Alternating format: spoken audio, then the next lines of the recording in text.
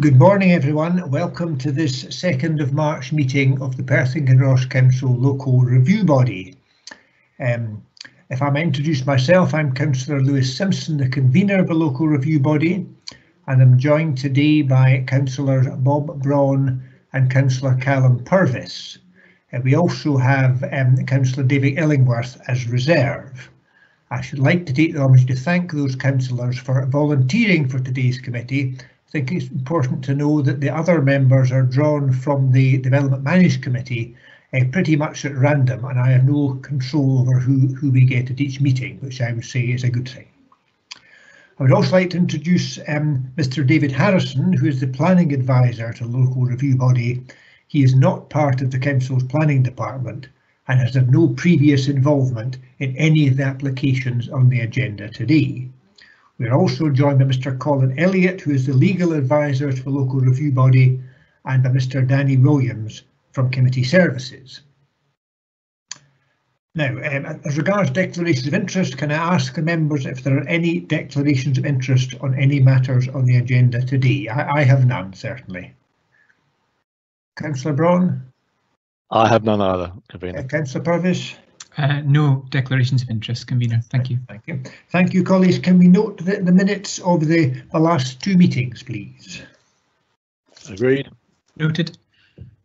Right, thank you very much. Now, so we'll move to the business of the day, and we have the first application for review, which is a planning application for the erection of 4 houses on land 350 metres southeast of Broad Green, Cargill.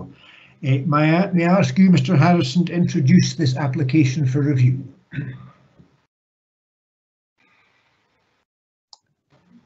Thank you, Convener. As you say, this is a detailed planning application for the erection of 4 houses at Wester Balhomie, Cargill. The site extends to some 2.5 hectares. It contains mature woodland, some of which is in the deep gully, and a substantial open area which was formerly contained a farmsteading. The ground slopes up from the A93, that's the Perth to Blairgowrie Road. Farmland lies to the east and west, and a strip of woodland to the south and north. Access to the proposed site will be from the existing entry and a track along the western boundary, which would then be extended into the development site to form a cul-de-sac servicing the 4 houses. And I'll just take you to the photographs now, but you might like to have page 141 onwards. That provides you with the location plan and the site plan and drawings of the proposed houses. So looking at the first photograph we have here, as I say, we're approaching the site on the main road, that's the Perth to Blairgowrie Road, travelling in a northerly direction. And you can see the application site indicated in red, and the woodland, which is partly in the gully beyond that, in this particular photograph. And then from that position, if we move round towards the right, we're looking up the open field on that western side of the application site.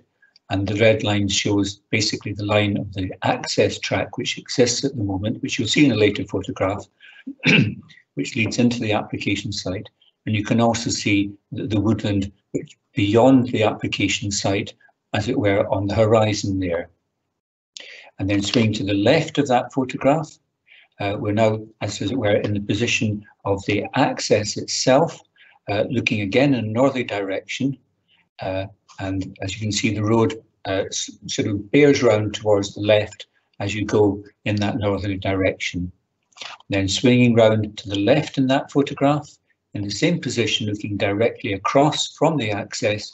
This is the woodland we have on the opposite side of the road, which is, as it were, part of the embankment sloping down to the River Tay.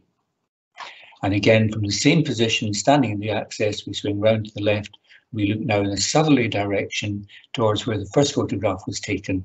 And as you can see, the road is relatively straight in that direction. So we swing round to the next photograph again to the left. That allows us to now look up the access road, taking us towards the application development site, as it were. And that's the western boundary of it, obviously incorporating the access track. So from there we, as it were, go up the track in the next photograph, and we're now looking back down that western boundary towards the main road. And you can see the trees both within the application site and the trees at the far side on the opposite side of the road. From that same position we swing slightly to the right now, and we look still on that western boundary, but we're now looking into the application site itself, both the trees and the open ground. And I say I've just, in a number of the photographs, I've identified individual trees because of course you have a tree survey with this application, so that might help you to orientate yourself a little bit as we go. Again, from a similar position, swinging to the right in the next photograph, we're now looking down that, should we say, southern side of the application site. We're just catching that western boundary shown by the red line. You can see a gate in the photograph here, and that's the existing entry into the application site. The access point into the application site would move slightly. So we go to the next photograph, again swinging to the right. We'll just see, you can probably just pick up the gate on the extreme left of the photograph there just to orientate you. And this is looking basically at the bulk of deciduous woodland on the southern side of the application site. And from there, in the next photograph, we now look right back down the access track, just to give you an indication of that. And then moving on, swinging to the right again, we see through the immediate trees into the open ground, which is the main development area of the application site. And then swinging round again to the right in the next photograph, we're really looking along the southern boundary. And as you can see, there are some trees within the application site on that southern boundary. So from that position, we move slightly to the left this time, and this is us, shall we say, looking along the southern boundary from within the application site. And in one or two instances in the photographs, I've tried to give you a general indication of where the plots are or the positions of houses are. They are only indicative, but hopefully, again, it will help you to orientate yourself. So this is us standing within the application site as far as the development area is concerned, looking at that southern boundary. So from there, we go up the application site. Again, we're looking in an easterly direction now from that southern boundary to the trees which lie towards the east of the main development area. And so I've deliberately put the application site in a dotted line there because it's not, doesn't coincide with the development area at this point. There are trees between the main development area and that eastern boundary. So from that position, if we swing to the left, we now look across basically the area which would be approximately occupied by plots 3 and 4 at that eastern end of the application site. So this is us looking across from the southern boundary, looking in a northerly direction towards the trees. You can probably even get a little bit of an impression here that the trees there are beginning to slope down into the gully. So from that position, again swinging around to the left, we look across the main open area of the application site, and we get the approximate positions of the other 2 plots, that's 1 and 2. So this is looking across to the, shall we say, the western boundary shown by the red line where the access track is. Again, swinging to the left in the next photograph, we now have stepped into the application site a little bit, still looking in that westerly direction. We have plot 1 indicated by the yellow dots in approximate terms, and again, in approximate terms, the centre line of the access coming into the application site. Swinging around again to the left in the next photograph, we look up to that, say, southern boundary and the general position of plot 3. Swinging around again to the left in the next photograph, we swing right the way around, and this is into the, looking directly into the woodland to the south.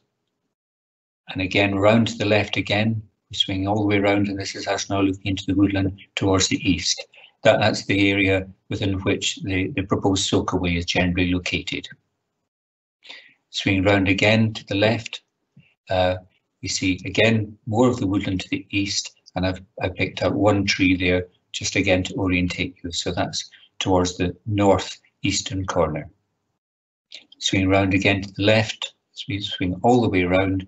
Again, you're catching that tree, and you can see the other trees as they identified in relation to the plans. And then swinging around again to the left of that, we're now looking, excuse me, approximately across plot number 4. And again, I've identified a number of individual trees. Swinging around again to the left of that, we're basically going all the way, panning all the way around the application site. And this is now looking to where plot 2 is, in other words, towards the western side of the site. And again, I've identified 1 or 2 of the trees. For example, the oak tree there, number 358, which is, I say, associated with plot number 2. Swinging round again to the left of that photograph, we again look right across the whole central open area of the application site. From there, we turn round and look in the opposite direction. That's us looking in the westerly direction. The next photograph, we now start to look in an easterly direction. And they say that 1 or 2 trees are just identified. Again, a particularly large beech tree here, just to give you an indication of scale there. The white sort of block you see at the base of the tree there is an A4 sheet of paper. So it's a substantial tree, because I appreciate looking at trees in a photograph like this. It can be difficult to get a concept of scale. From that position again in the next photograph, we step into the woodland, as it were, and we're now looking in a southerly direction across the application site, and we're looking through some of the trees, say in the sort of the tree survey. I appreciate it's difficult to pick these up individually, but hopefully it helps you to get some orientation. This is us looking across plot 4. And if we move on from to the next photograph, say there's just to give you an illustration of a number of trees and the positions of units. Again, still plot 4, albeit from a slightly different orientation on that northern boundary between the main development site and the woodland to the north. We move to the next photograph. Again, this is looking along that sort of northern boundary of the development site. Unfortunately, I'm not able to indicate the exact position of, shall we say, the separation between woodland and the curtilages of the proposed houses. Otherwise, I would indicate them on the plans for you. If we move on to the next photograph, again, this is just to give you an indication of some trees on that, say, northern boundary next to plots 2 and 4. And I think I mentioned earlier, tree number 358, quite a large oak which overhangs one of the plots. That's plot number 2. And then from that position, just to give you an impression in the next photograph of the gully and the trees. If you can move on, this is, say, the ground slopes very steeply away from the application site into the gully where we have this burn, which goes underneath the main road. So if we move on to the next photograph, that will show you the main road cutting across at a fairly high level in comparison to the burn going underneath it in that sort of wooded den or gully. So if we move on to the next photograph, I'll just leave you with that as the general photograph of the central area of the application development area.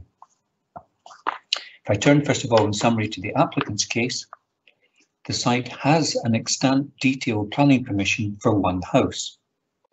The site is considered to be brownfield land, as evidenced by the tussock grass and by contrast to the surrounding farmland. It is not seen as being naturalised well. The woodland is seen as providing a setting for the houses, and the development would support its management. The impact on the existing trees is seen as minimal and does not provide a good reason for refusal. The house designs are considered to be of high quality and include energy saving measures and materials such as stone, slate and wood. They would enjoy large gardens. The designs have not been criticised by the planning officer. In response to reason 1, regarding category 6 of the Local Development Plan 2 Policy 19, Housing in the Countryside, the entire development area is considered to be brownfield land under due to the previous standing buildings and the residues associated with that use. Consequently, as one house has been granted permission on brownfield land, it is considered that the remaining land should be acceptable for the 3 additional houses. The density of the development is seen as appropriate, and the proposal offers an efficient use of land and a discrete new development that will contribute to this lovely area. Regarding reason 2 indicates that the proposal conflicts with LDP2 Policy 41 concerning biodiversity. This is seen as an anomaly, as the habitat survey was not requested. It could have been provided. The provision of a Phase 1 habitat survey prior to the commencement of the development could be a condition of a planning consent. Regarding reason 3, a full tree survey and constraints has been provided. It is considered that this information has not been assessed correctly, as a maximum of 5 trees would be impacted during development. Overall, the proposal would enhance and protect the woodland, which is in need of management. It is noted that the consent for the single house did not involve a tree survey or have plans for woodland management. In conclusion, the proposal is seen as complying fully with LDP2 Policy 19, Housing in the Countryside, and the associated supplementary guidance. If it assisted, the applicant would be prepared to reduce the number of houses from 4 to 3. Turning now to the Officer's Report of Handling in summary, this proposal falls to be assessed against the current LDP2 Housing in the Countryside Policy number 19 and the associated guidance of 2020. The planning permission for a single house at this site was granted under Category 5 of the Housing in the Countryside Policy, as it replaced an existing building. More than one house would not have met that criteria, as the building had a small footprint. That building has been demolished, but the consent is extant and a material consideration in assessing this proposal. The tree report has been assessed as lacking details as to how the development could be undertaken without impacting on the trees. For example, no construction exclusion zone has been identified. It is considered that there is no clarity as to how future occupants would coexist with such mature trees, for example, regarding shade from large beech trees. Reference is made to some discrepancies between the report and the plan as to the number of trees to be felled. The plan only identifies trees within the footprint of the buildings. It is noted that this includes 2 Category B oaks. It appears that at least 19 rather than 5 trees would be removed. A woodland management plan has been proposed, but not submitted.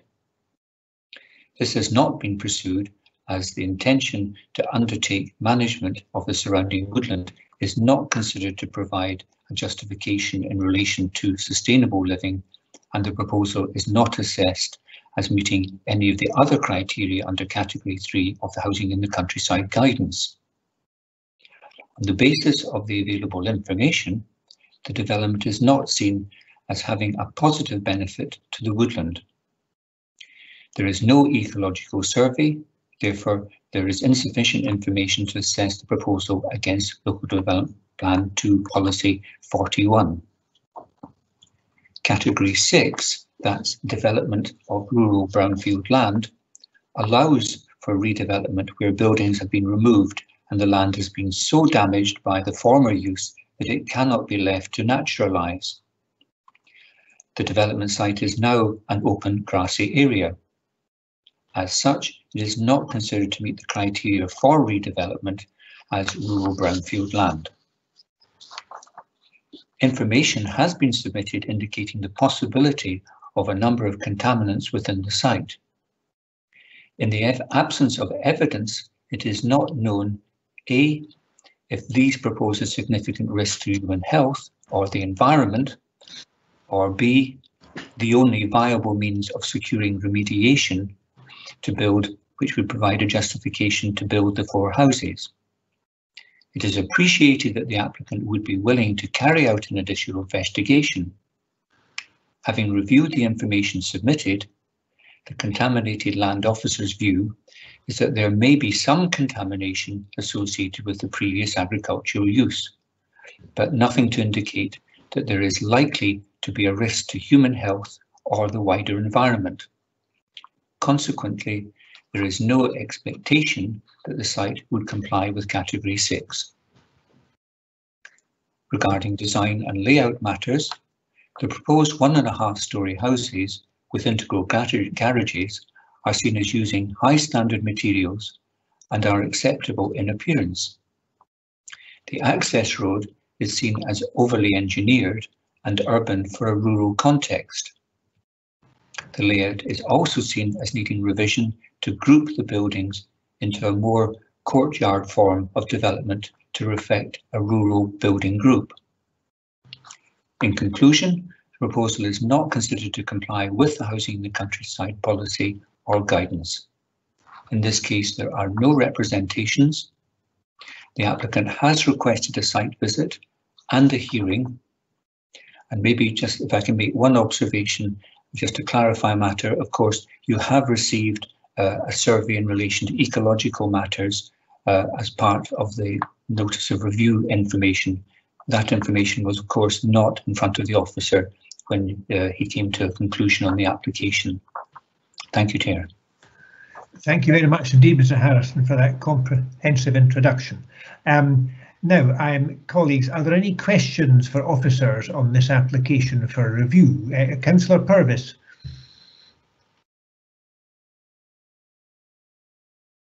Sorry, struggling to unmute myself there, convener. Thank you very much. Thank you, Mr. Harrison, for your presentation.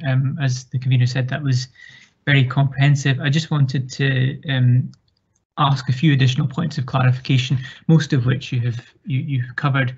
Just on the distinction between Category 5 and Category 6 in relation to the Housing in the Countryside policy, and obviously that it has a material consideration here, given the fact that we already have an extant permission for one house.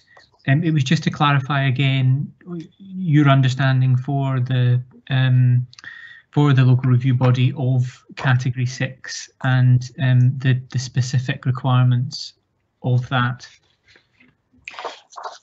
I'm wondering if it would be helpful for members if I maybe just read out what is maybe the paragraph which would seem to be particularly relevant. What it basically says under Category 6, and this relates to the definition of rural brownfield land, then it says many sites which were formerly occupied by buildings have little or no environmental impact and can be left to return to a natural state over time. Even sites where some contamination is present may not require to be remediated if there is no significant risk to human health or the wider environment. This category of the policy is not intended to allow the redevelopment of sites like these, nor is it intended to permit the redevelopment of sites for housing where buildings have simply been allowed to fall into disrepair. This category is intended to allow small-scale housing proposals on cleared sites which have been significantly degraded by a former use or activity, where the redevelopment of the site for housing is the only means by which it is viable to remediate the site. And there's another section which goes on to basically indicate that where contamination is expected, there's an expectation that a contaminated land investigation and remediation plan is submitted as part of the planning application. Thank you, Mr. Harrison. You just answered in your last sentence there the follow-up question that I was going to ask, but just there to clarify that we would usually expect an independent assessment of that if we were to consider granting something on those grounds. Okay, that's fine, thank you. And then just a second question on the Ecological Survey, which was, from my understanding, submitted after the papers for the application that were seen by the officers as part of this review. Just on that, it seems to cover a number of areas that we do require information on, but in the executive summary of that document, it seems to suggest that they haven't covered bats in that survey. I'm just wondering, from the policy requirements in relation to ecological surveys and also the Habitats Directive, can you just give what your understanding would be about the requirements in advance of permission being granted for a survey in relation to bats?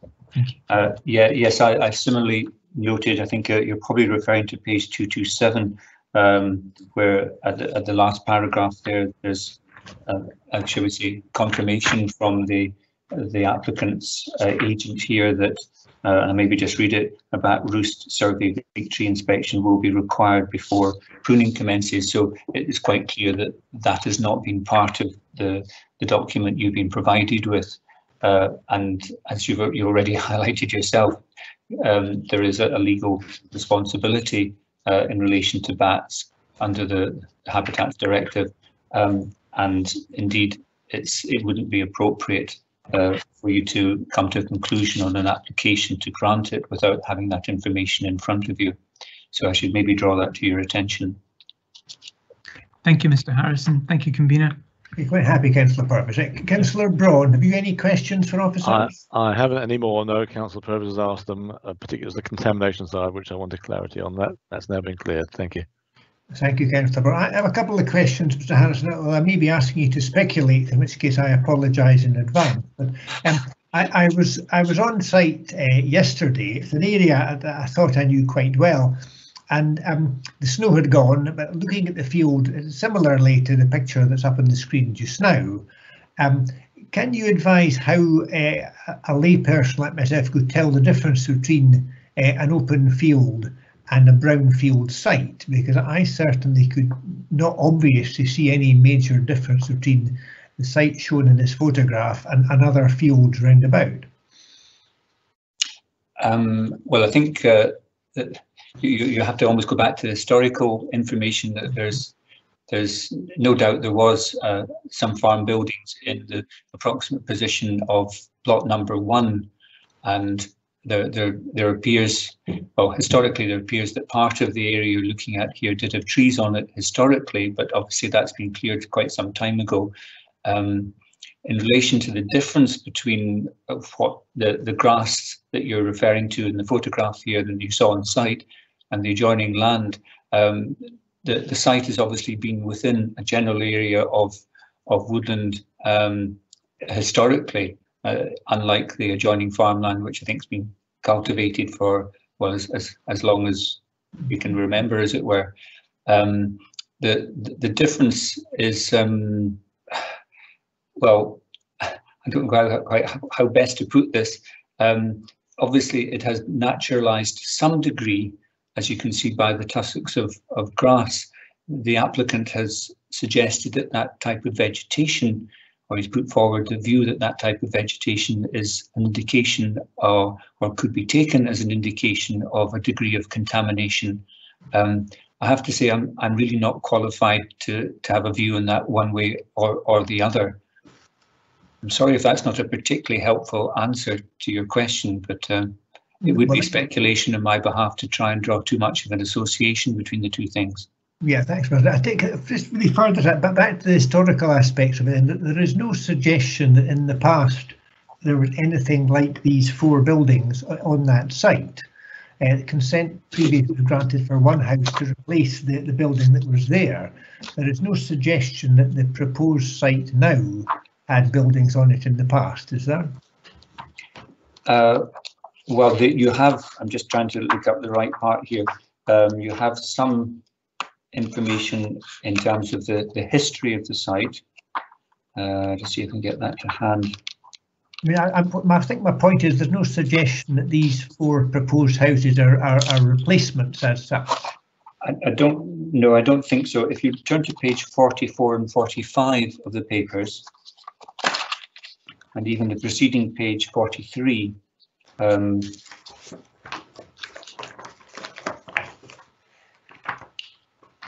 think you can see that on those 3 pages, the position of the the building, certainly historically in that sense, in terms of the buildings, was essentially in the position of plot 1 on your plan, rather than all 4 plots. Yes. So then, if anything, the area was more likely to have been woodland in the past than a brownfield site, perhaps. Well, these plans, obviously they are historical. I'm just checking.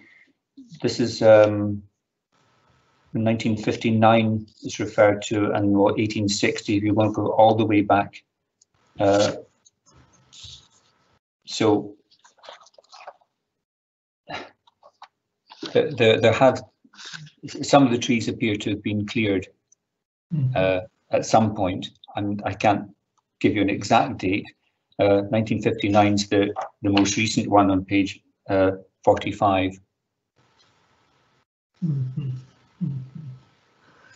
Well, I think that's sufficient information to be there, Harrison. One final question regarding the access. I noted yesterday I parked on the other side of the road in the lay-by. It's quite a straight bit of road with some very fast traffic, I noticed, across the road. There was no suggestion that the access required any at the Y where it joins the main road. There was no suggestion that needed much improvement, was there? I seem to have missed that. No, the on page just got it here, page 136. Towards the bottom of the page, you have reviews of transport planning. They say no objection to the application of road safety, parking, but as above, there are placemaking concerns regarding the form and extent of the access road finish. Yeah. And I think you'll have their more full consultation reply. See if I can get that to hand for you. Details.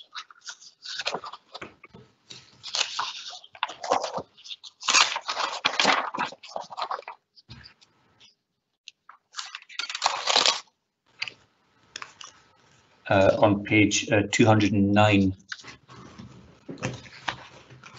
you have a slightly more full indication saying.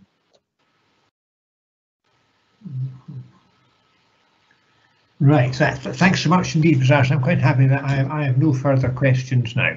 Thank you. So we can now proceed, members, to make a preliminary decision. So can we proceed to determine the application for review on the basis of the information before us? That is, the information contained within the papers and the presentation by the planning advisor, or do we require more information? Councillor Purvis. I'm happy to proceed, convener. Councillor Braun. Again, happy to proceed, convener. Yes, and I too am happy to proceed. So we will now assess the case and move to debate. Can I ask you, Councillor Purvis, having considered the applicant's papers, the report of handling, the Perth Kinross local development plan, and all other relevant material planning considerations, to start us off? Thank you, convener. I'll just work my way through the various reasons for refusal that were previously given, and give a view on each of those before coming to a final position. So on the first reason, which was policy 19, housing in the countryside, and clearly in this case the question is about the distinction between category 5 and category 6 of that policy. As we're aware, we already have an extant permission for one house under category 5, which is the conversion or replacement of redundant non-domestic buildings, and the suggestion from the planning authority is that this application for 4 houses should or does fall under category 6, which would be the development on rural brownfield land. I think I agree with that assessment. It's just come out of your questioning, convener, earlier on in our session this morning, that the development proposed does not replace a number of buildings that would have been there previously. While that might have been the case in the single house, it's not the case for all 4 houses, so therefore we do need to consider it as a development on rural brownfield land, and therefore the policy here is quite strong, and the guidance is quite strong in relation to contamination, and whether it is the only way to improve that site would be to develop it. We do not have an independent assessment of contamination, and therefore I don't think we're in a position to say that it's compliant with category 6 of policy 19, housing in the countryside, on the basis of the information that we have in front of us, and I think that's the basis on which we need to make that assessment. So I don't think that it complies with policy 19, housing in the countryside, and therefore I'd be inclined to uphold that reason for refusal. Moving on to the second reason for refusal, which is policy 41, biodiversity, and that's in relation to the Ecological Survey. Obviously, when the original application was determined by planning officers, there was no Ecological Survey. We have now been presented with one, and while that does cover a number of areas and give us additional information and assurance, it doesn't cover bats, as came out in the questioning a little earlier on, which is obviously clearly very important, and particularly in a development that's situated in woodland. So therefore, in my view, while we don't have an independent officer assessment of this, and because it was submitted after the papers for the original application, I think I'm happy to determine that the survey that has been submitted is insufficient. It doesn't comply with policy 41 on biodiversity, and more strongly, it doesn't comply with the Habitats Directive in relation to protected species. So I think that we can also uphold that reason for refusal with a slight alteration to the wording, which we can come to later on. And then finally, on trees, I note that in the officer's report of handling, they do mention a number of inconsistencies in the information provided by the applicant in relation to which trees would be lost by this development, and has concerns about the fact that a woodland management plan has not been submitted when it could have been, to assess whether or not this application is compliant with policy 40. So again, on the basis of the information submitted, I would suggest that we can also uphold reason 3 for refusal, which is policy 40, forestry and trees, and therefore, given that we're upholding, or I'm upholding, all 3 reasons for refusal, I'm minded to uphold the refusal of the application by the planning authority. I'm happy to come back on the specifics of the wording at the end with Mr. Elliott, if that would be helpful. I think that would be best, Councillor Burgess. Thank you for that. Councillor Braun, have you any comment? Thank you, convener. I think in this case, Councillor Purvis has explained it very well. In my mind, the crux of the case lies on in section 1 and over the point of whether this is a rural brownfield land or not. The original property planning for that new house was on condition 5 of housing in the countryside, and the historical maps clearly show that there was a building or buildings in that location. But I'm not convinced in any way, shape or form that we're now building on a rural brownfield site in any way, shape or form. I don't think there's any evidence to prove that, and therefore, going with what the planning officer said, I'm happy to concur with their decision that it doesn't comply with condition 6 of policy 19.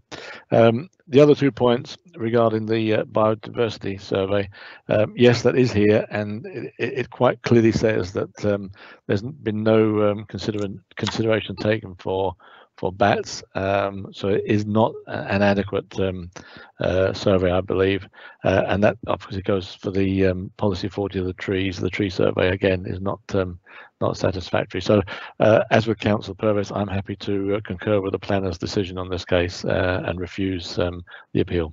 Thank you. Thank you very much indeed, Councillor Braun. I feel the review body does have the opportunity from time to time to give people perhaps the benefit of the doubt, but in this particular case I find that the application really fails on all the criteria, the housing in the countryside policy and guidance, and I can see no merit in this. It seems to me, as colleagues have said, this is putting 4 houses in a field, brownfield or otherwise, whereas I could wear the one house replacing the historical farm in the corner. So on this occasion, we don't always all agree, but on this occasion, colleagues, I think the 3 of us are of the one mind that the council officer's reasons stand up to scrutiny, and that we would refuse this appeal. Perhaps, Mr. Elliott, we would get Councillor Purvis to articulate the 1 or 2 tidying up issues he may have with the reasons for refusal. Yes, Convener. Thank you, Convener. So if I just go through them, on the first reason for refusal, I think the only thing that needs to be changed there is that there is what I imagine to be a typo in the second last line where it says formally. That should be formerly. Then if we move on to a reason for refusal 2, the policy there is correct, but it should probably also reference the Perth Kinross Local Development Plan to 2019 after the policy.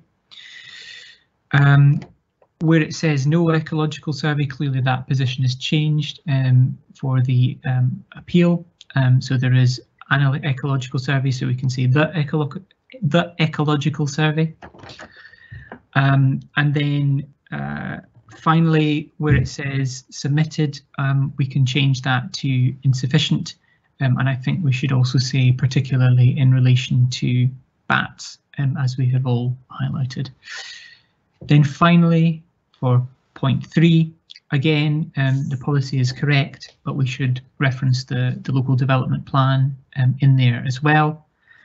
And I think that instead of saying a thorough assessment, it would be better to just say an assessment, which is clearer, I think. Are you happy with that, Mr. Elliott? Yes, just read that back. On ground 1, the second last line, the word formally becomes formerly, technical change. No issue with that. On ground 2, I want to be more careful on this one.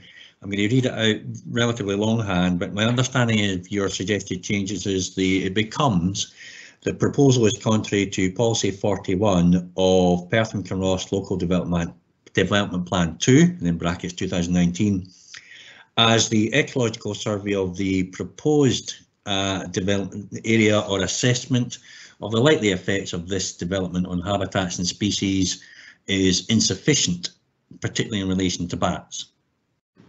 And then the third ground, it's relatively simple changes, but the proposal is contrary to policy 40, and you're adding in here all Perth Kinross Local Development Plan 2, in brackets 2019, forestry and trees and information to make an assessment of the potential impact development. So if Councillor Braun and Councillor Simpson are content with that, it would be an unanimous refusal on those amended grounds. I think I'm content with that, Councillor Braun. I'm happy with that as well. Thank you. Thank you very much, Mr. Elliott. If the applicants are watching, I realise this will perhaps not be the answer you were looking for, but you would agree we have given it a very thorough assessment before coming to our conclusions. So we can move on now, colleagues, to number 2, which is an application to delete condition 6, occupancy to permit use as a dwelling house of permission at Alternate House, Cooper Angus Road, Blair Gowrie. Can I ask Mr. Harrison to introduce this application for review? Thank you, Convener. As you say, it's a detailed planning application under Section 42 for the deletion of Condition 6. That's the occupancy to permit use as a dwelling house, and that's of planning permission reference 10/02127 and FLL. And this is at Altamont House, Cooper Angus Road, Blairgowrie. The site forms a crescent of 10 holiday units and associated private access roads and parking. It lies within the original grounds of Altamont House, which was formerly a hotel. The whole lodge development was originally approved by the Development Management Committee in 2010, subject to a condition limiting their use to holiday accommodation only. And I'll maybe just read out Condition 6, just to have clarity in that. Condition 6 says, all lodges have been approved as holiday accommodation only and shall not be occupied as the sole or main residence of any occupant to the satisfaction of the Council's Planning Authority.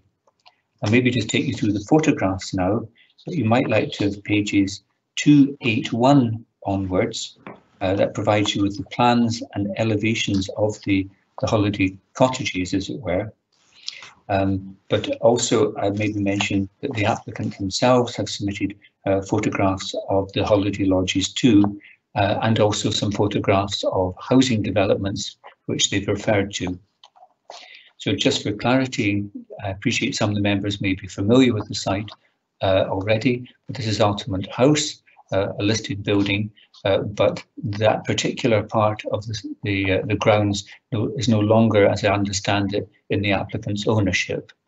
So if we move on from that to the next photograph, again, the house, but just looking across as it were, the intervening open ground between the crescent of houses, that's looking across from approximately holiday cottage number 2 across the lawn in between.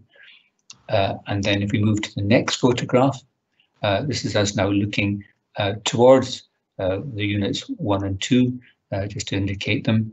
And obviously the application site is generally shown with the red lines as usual. And this is the private access road approaching the crescent of the 10 units. So there'll be a series of photographs now trying to show you in some detail the relationship between the different units. So we'll literally go up all the units to some extent in sequence, so you try and get a full impression of the slightly different circumstances that each of the units is in. So if we move on to the next photograph, this of course is unit number 1, and just basically there are a number of units of one house type, or one building type I should say, rather than house type, and then there's another group of a different type. So if we swing slightly to the right of that photograph and move up a little bit, this shows 1 and 2 in relation to each other. And as you can see, the area in between tends to be used as parking. The houses, or the units I should say, I apologise for that, the units are generally accessed from the side elevation from those parking areas. So if we swing slightly to the right of that in the next photograph, this gives you unit number 2, and you can see just the corner of unit number 1 there. And you can see a certain amount of fencing has been erected in the past. The dotted line is shown as an approximation, if I can put it that way, of what might be the curtilage of a unit. I say an approximation because these communal areas between the units would be shared access and parking area. And I've just basically picked up the line of the fence, assuming that would follow out. And if we swing to the right in the next photograph, this is the relationship between numbers 2 and 3.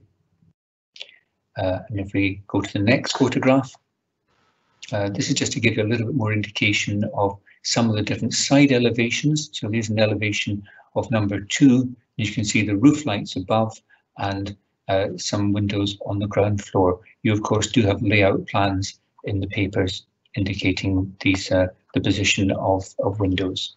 In this case, you can see a certain amount of fencing has been erected to try and provide a degree of privacy between that elevation. And if we move to the next photograph, which would be the adjoining unit, number 3, slightly different arrangement of windows you can see at the ground and first floor level because it presents a gable to number 2, but hopefully you can see the generality of the relationship between properties. If we move on to the next photograph, just to give you an indication, there are different garden sizes behind various properties. This is the garden area generally behind number 2. As you can see, it contains a number of mature trees. The principal one here, I suspect, is a yew tree, part of the original, shall we say, policy planting associated with the listed building. So I've deliberately, of course, referred to it as a garden in inverted commas, because at present this is a communal area associated with the units. As you can see, there's no boundaries between them. If we move on to the next photograph, there seems to be a more established area and facility provided to the rear of number 3. As you can see, there is more garden ground there as defined by the fences that have been erected. If we move on to the next photograph, this is the front of number 3, the front elevation, and as you can see, we're just picking up number 4 on the right hand side of the photograph. We move on to the next photograph, generally showing the relationship between numbers 3 and 4. And then if you move to the right in the next photograph, again, it just shows you that relationship again, but catching more of the elevation of number 4. As you can see, the house, the unit is accessed by side elevation. Moving on to the next photograph, we have the front elevation of unit 4, and we're just catching number 5. And if we move on to the next photograph, we get the relationship between numbers 4 and 5. Swinging to the next photograph towards the right, we have the front elevation of number 5, and of course we're just picking up the gable of number 6. We move on to the next photograph. We go behind these units, so this is an area behind number 4, which as you can see contains a number of mature trees. And then if we swing to the left of that, we get the area behind number 5, which again contains a number of mature trees. At this point, you might want to note the depth of the land between the rear elevations of these units, which is a comparison to later units, which we'll see. So if we move on from that position to the next photograph, we get an impression of the frontages of numbers 1 to 5 before we move on to the next group, as it were. And then as we turn round and look in the opposite direction of that, or we step back from it, I should really say, we still catch number 5, but we've, as it were, we're turning the corner a bit now, and we have numbers 6 and 7. This is us looking in a southerly direction. And again, you can see sort of the communal parking areas and the private access. And if we turn round in the next photograph, as it were, look in the opposite direction, we get a different group of units and a different style of units. This is in this photograph, it's units 8 to 10. We're looking in a northerly direction, and you'll be picking up the corner of the walled garden. There's a high wall which runs the length of the frontage, as it were, of these units. So if we move from there to the next photograph, just get a little bit more of the relationship between the high wall and the parking area between units, and this is the 8, 9 and 10, as you can see, identified, and again with a dotted line, an indication of where there might be, shall we say, an indicative separation between these units where they do become houses. This is obviously a private road you're seeing in the foreground as well. So from that position, if we swing to the left, we're looking down the side of unit number 9 in this particular photograph, and we're standing, as it were, in the access road I mentioned, and looking down the gable.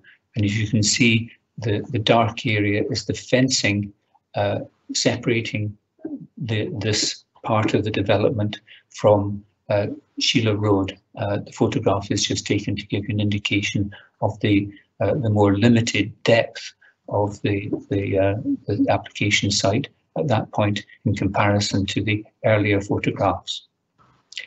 So if we swing to the right of that photograph and move, as it were, further up the access road, this is us moving towards the last units, as it were, number 9 and 10.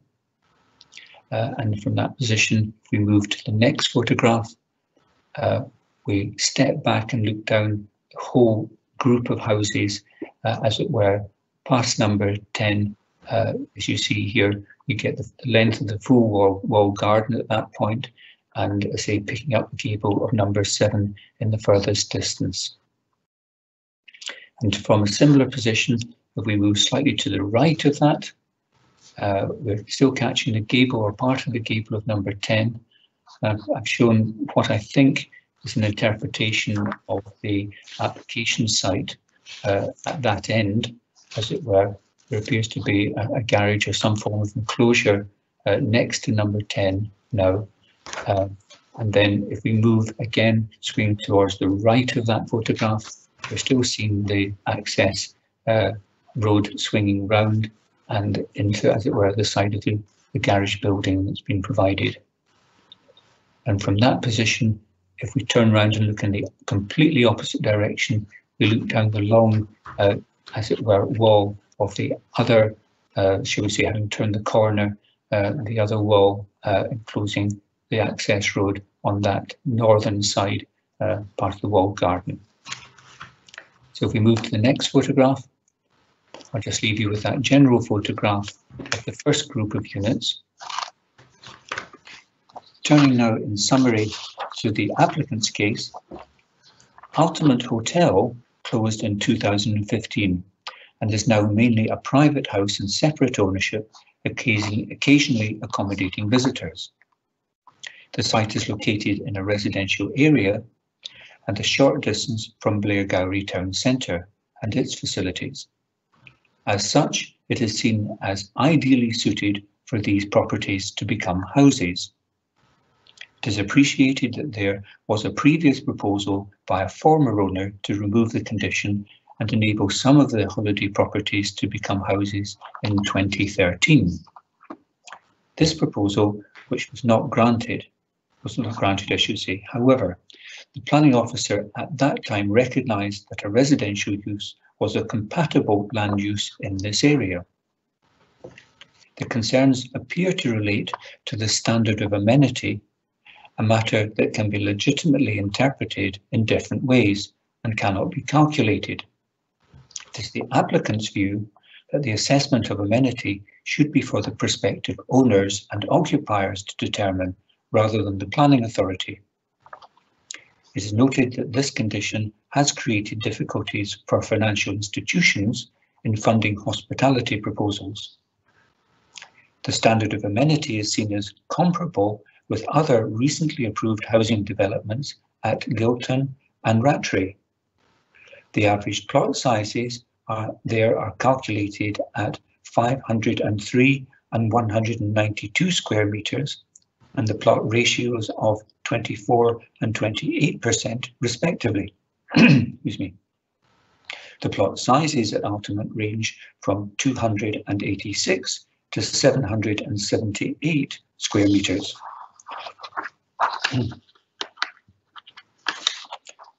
With plot ratios at 21 and 12% respectively.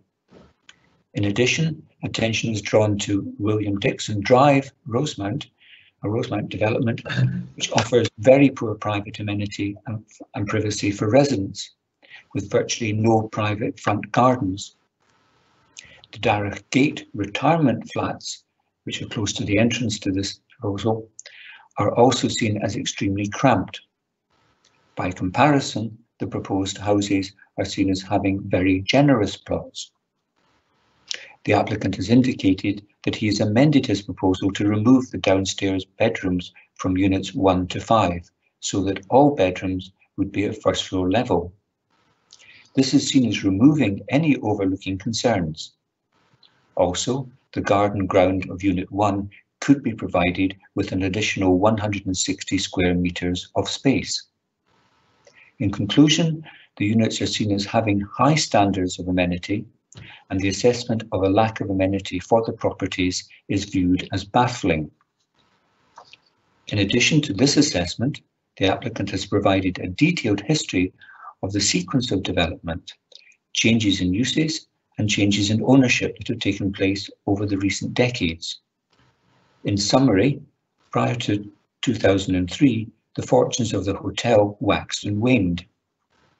At that time, the hotel was bought by the present owners and, following significant investment, expanded as a wedding venue with accommodation. Proposals for the holiday properties to expand the provision of visitor accommodation took some years to gain consent and were not completed until 2011. Due to changing domestic circumstances, the applicant sold the hotel building in 2013, but continued to rent the holiday properties. Condition 6 is seen as constraining the type of customers that can use the units. The applicant also owns the adjoining timber chalet site. This is in the process of being redeveloped.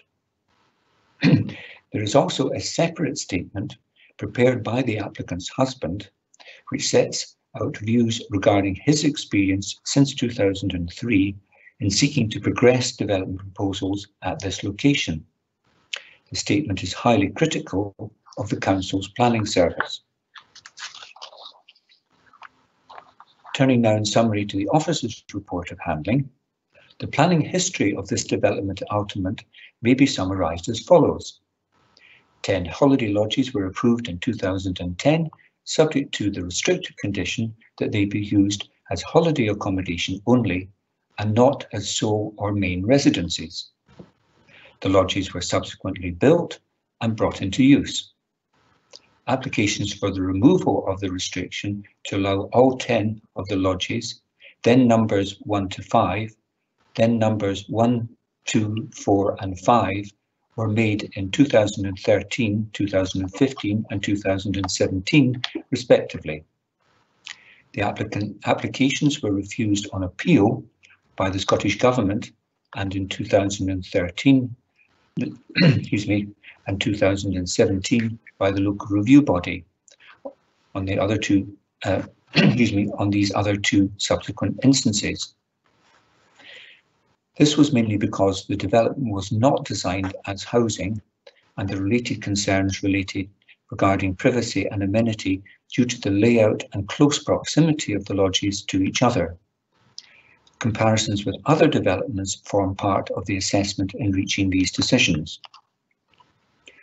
Local Development Plan 2 Policy 1, that's placemaking, and 17, that's residential areas, are the most relevant considerations. Both of these policies seek to ensure suitable residential amenity for future occupants, and that the development makes a positive contribution to the character and amenity of the area. The development, inverted commas, as built, close inverted commas, is not considered to be acceptable for mainstream housing. The original applicant was advised prior to the permission being granted that significant redesign of the proposal should be undertaken if there was a long-term aspiration for the units to become houses. The layout is not seen as ordinarily acceptable for housing, notably as both ground and first floor windows on the side elevations are in close proximity and face each other. The fences erected which seek to negate this impact at ground floor level are not seen as creating a pleasant and acceptable environment for prospective residents. Increasing the height of the existing rear fences to improve privacy is seen as illustrating the limitations of the development's layout for residential purposes. It is noted that opaque glass has been used in some of the bathrooms and possibly could be used on the dining room windows. The bedroom windows of units 2, 4 and 5 and the bathroom could be reconfigured. However, The combined benefits of these alterations in reducing direct window-to-window interactions are not assessed as sufficient to render the holiday accommodation acceptable as residential development. The window separation between lodges 1 to 5, in particular, are seen as extremely close, leading to a cramped feel to the development. Lodges 6 to 10 are seen as having inadequate usable private amenity space, as the typical 100 square metres and 9 metre depth of rear gardens is not achievable. The site entrances to most of the holiday lodges, to most of the holiday lodges, and the openness of the narrow area between the lodges, which are largely dedicated to access and parking, are not seen as satisfactory for the amenity of prospective resident families as mainstream housing. If the holiday lodges became houses, it's anticipated that there would be future pressure for extensions and alterations. The application site is accessed via a private road to Ultimate Hotel. The access road is considered to be satisfactory for holiday lodge traffic, but not for refuse vehicles. It is noted that a refuse collection facility may be required on Cooper Angus Road if consent was being granted.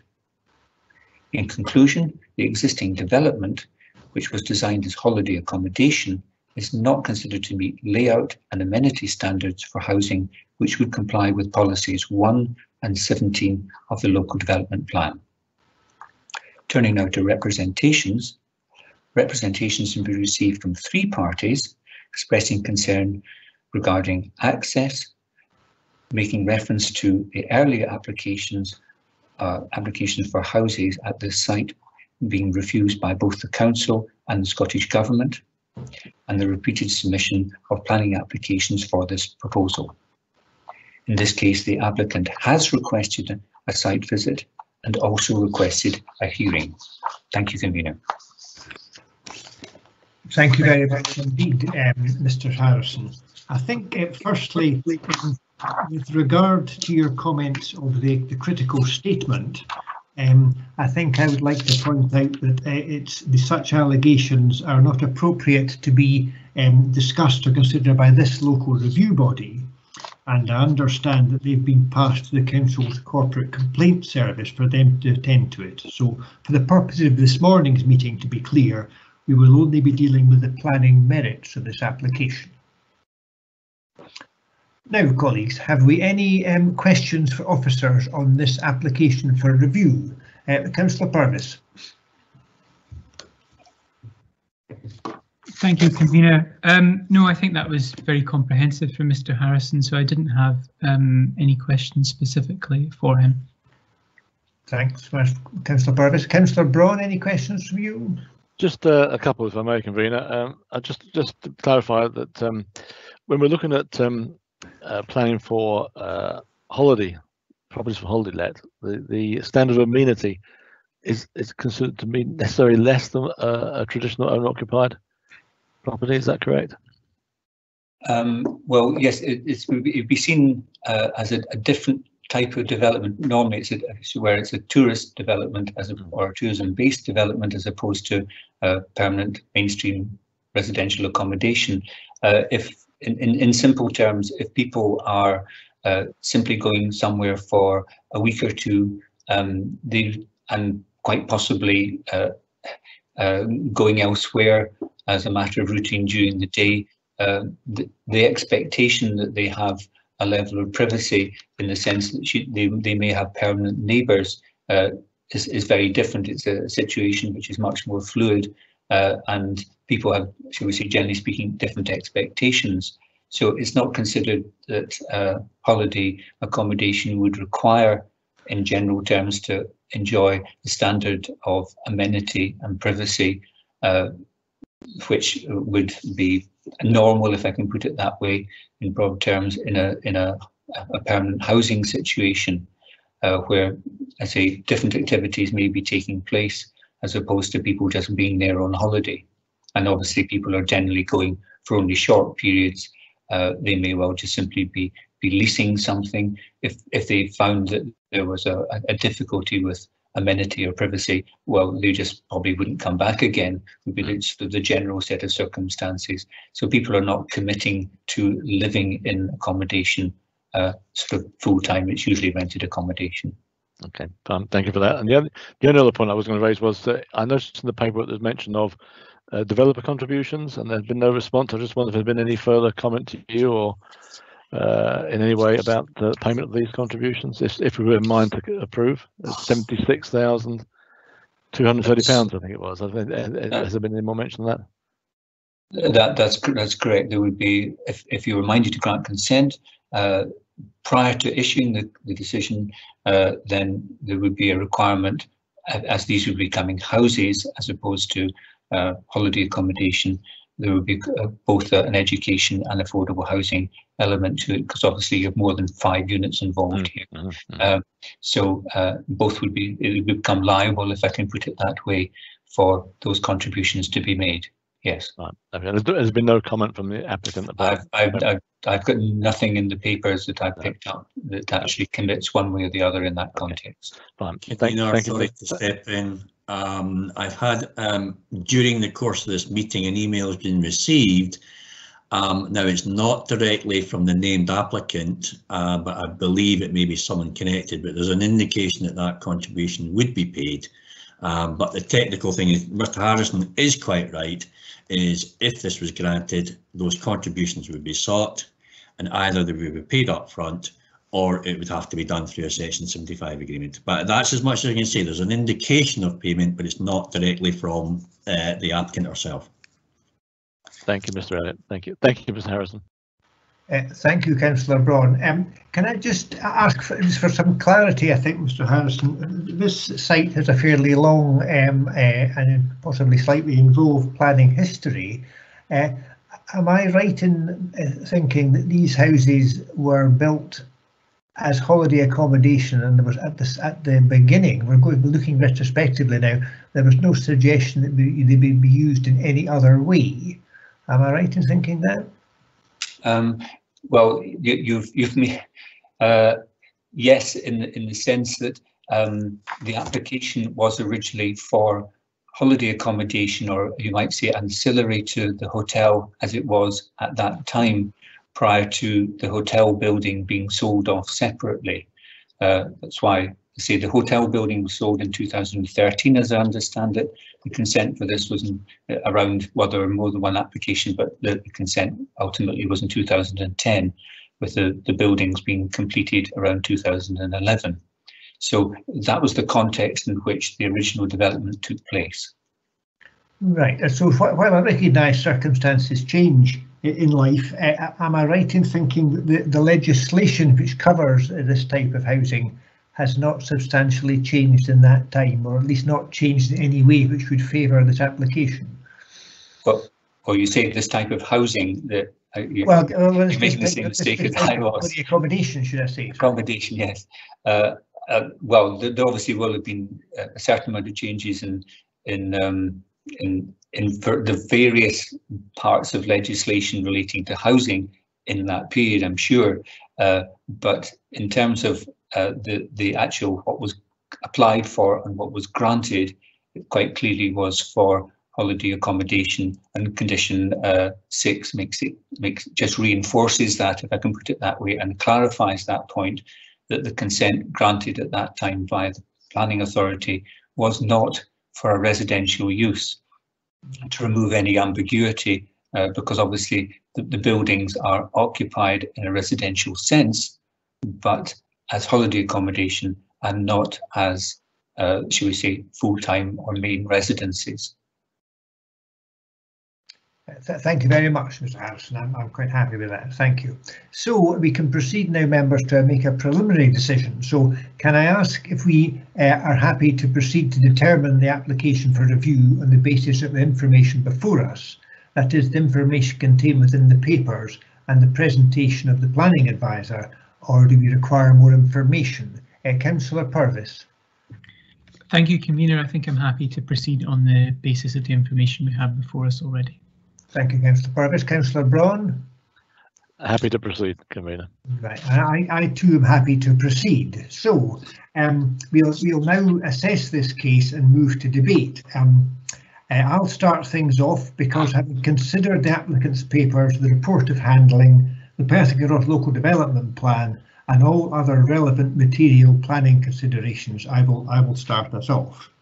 And I think, as I said in my questions, this site has a fairly long planning history, as stated on page 271, and in the past similar applications have been refused by the Council, by Scottish Government and by previous local review bodies. So, and I am fairly content, I think, that these reasons remain the same. It seems clear to me that this development, although it was a while ago now, only received consent on the basis this was holiday accommodation and would not have received consent had it not been. That is my understanding. I see no material change in any of the papers here, so I think it's quite clear to me that the reasons for refusal are perfectly acceptable, and that we should refuse this application for review. So that's my view. Councillor Braun, can we hear your view? Thank you, Convener. Yes, there is a considerable amount of history to this site. It's been through, I think, 2 previous local review bodies, and obviously presumably been refused by planning officers on those occasions. It's also been referred to the Scottish Government, the Recorder, who has also upheld the refusals by the planning officers. There is nothing in here, in my mind, which changes the circumstances in any way, shape or form. The buildings are where they are, they haven't changed. And I feel that, in this situation, I'm happy to uphold the comments made by the planning officers to refuse the application to delete condition 6. These were, as you've said, built as holiday accommodation, and of my memory, they were built as part of the hotel complex, the hospitality complex, and were approved on that basis. They are where they are, they haven't moved. The buildings are in situ as they have been in each of these applications in the past. There is nothing there to substantiate any reason to avoid this condition. So I am happy to concur with the planners and in this case refuse the appeal. Thank you, Convener. Thank you, Councillor Braun. Councillor Purvis, may we have your view? Thank you, Convener, and I think perhaps unusually, once again, we're all going to be in agreement on this one. I similarly believe that the reasons given by the planning authority are valid, and would be minded to uphold the refusal. As you both articulated, there's a long planning history here, and as Councillor Braun said, it's been refused thrice by different bodies already. I don't think there's anything materially different in this application that would merit deviating from that precedent that has been set. I think that both in relation to Policy 1 placemaking and Policy 17 residential areas, a combination of factors, including the small gardens in some cases, the overlooking caused by the windows are on gable ends looking towards one another, even despite some mitigation with fencing, and the cramped nature of the site and being walled in. I don't think it is of a standard that we would usually expect for a residential development, while that might be acceptable for the type of development that it was intended to be, linked to the hotel. I don't think that it merits a conversion to a fully residential development. And just finally, I would be concerned about the precedent that we might set should we grant permission today. So I would, as I say, be in agreement with the two of you and be minded to uphold the refusal. Thank you very much indeed, Councillor Purvis. So, Mr. Elliott, I think once again we have unanimity. It was our view. I might just tidy up a couple of wee things. In reason 1, there seems to be a typo in line 4. It should say cramped and squeezed in. And I think there's a couple of missing I think that's everything there. I think perhaps we would want to put something around the 2019s. Other than that, I think that's quite clear. Michelle, are you quite happy with that? Yes, convener. Very sort of simple tidying up, I think you would say, convener. Ground one, yes. Fourth line, there's an R missing for cramped. And just to be clear, on both grounds, where it says 2019, the accepted reference, you put the brackets around 2019 and those are missing. Very small technical tidying up.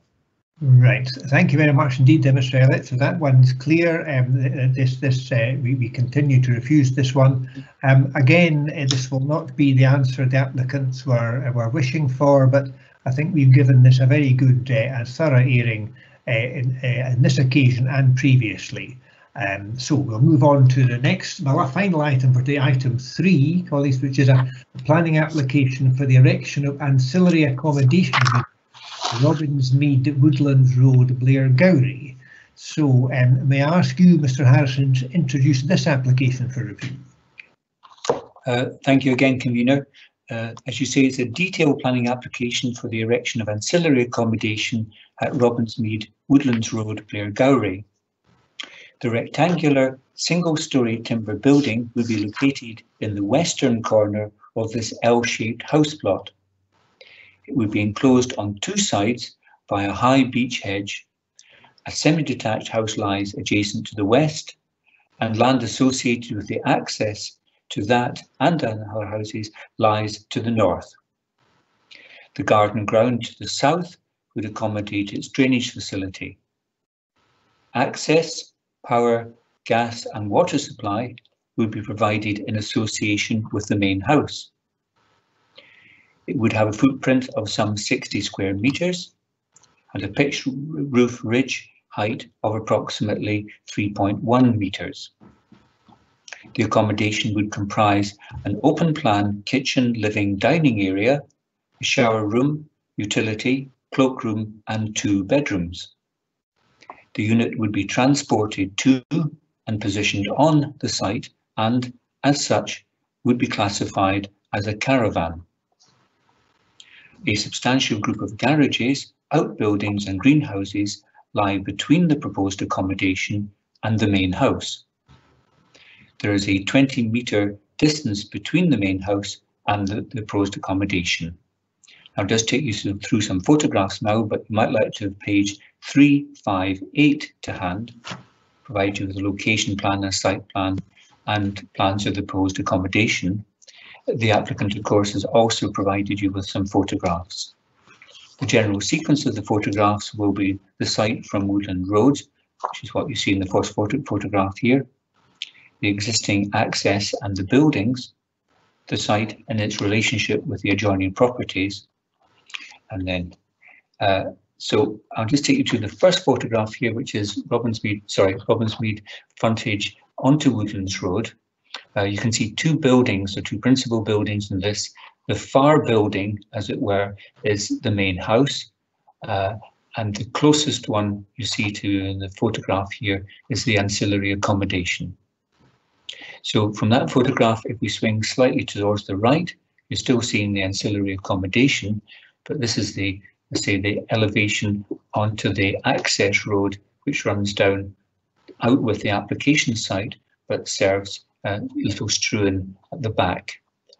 And the position of the site for the actual accommodation is indicated there by approximately the blue line, as it were, behind one aspect of the hedge.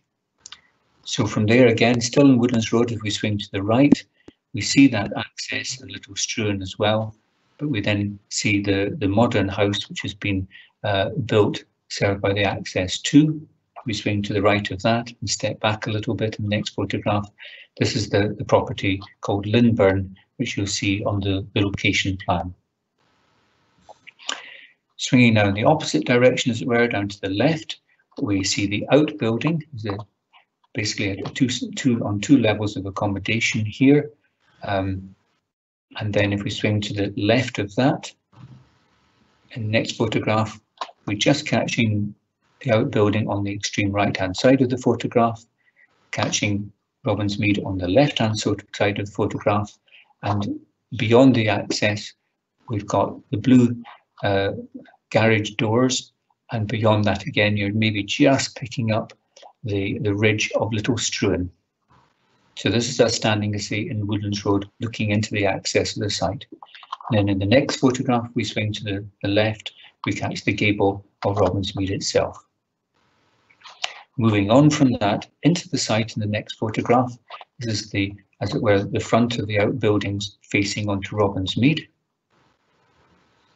And then moving to the left of that photograph, say we see the remainder of the access and part of Robins Mead on the left-hand side.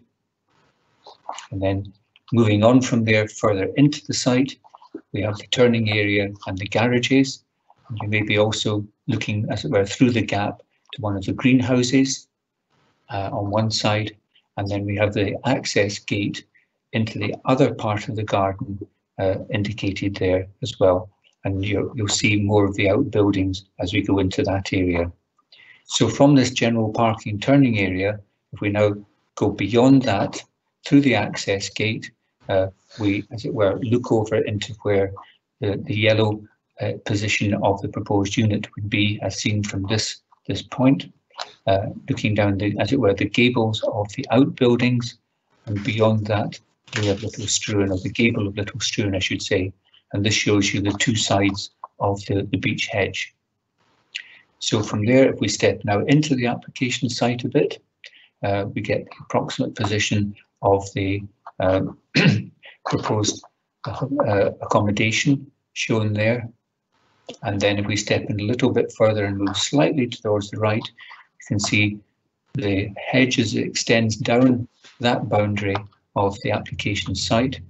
Obviously we have the gable of Little Struan on the right hand side, and then we're picking up the adjoining property Robins Croft, which has its own separate access of Woodlands Road. And then from that position again, if we swing towards the left, so we look down, as it were, the rear elevation of the outbuildings, and we're picking up one of the greenhouses there as we look down across that area, which would partly accommodate the soakaway towards Robins Croft.